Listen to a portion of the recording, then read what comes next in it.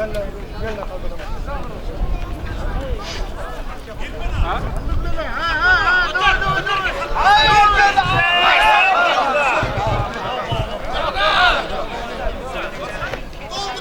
birini çözdüm, boldu diye sabah. Yeni birini çözdüm, boldu veriyorlar. Hemen ne tuttun abi? Aa, bak.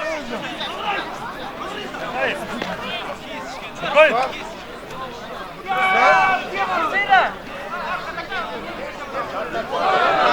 Tamam, ben dışarı, gelin.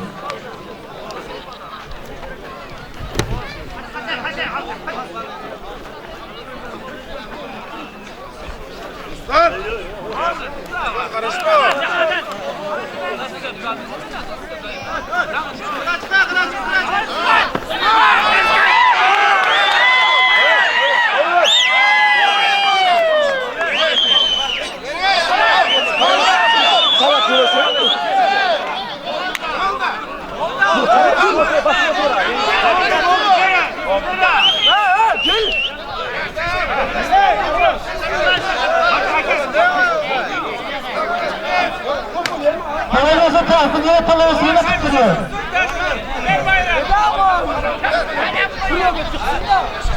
Yok, bulamıyorsa ben yine bayraktan palavı, yine karıştıralım, o zaman da karışır. Talak kuruşun, talak kuruşun. Ne oldu bayrak, koyacak bayrak, tamam. Yürü kalın. Hadi.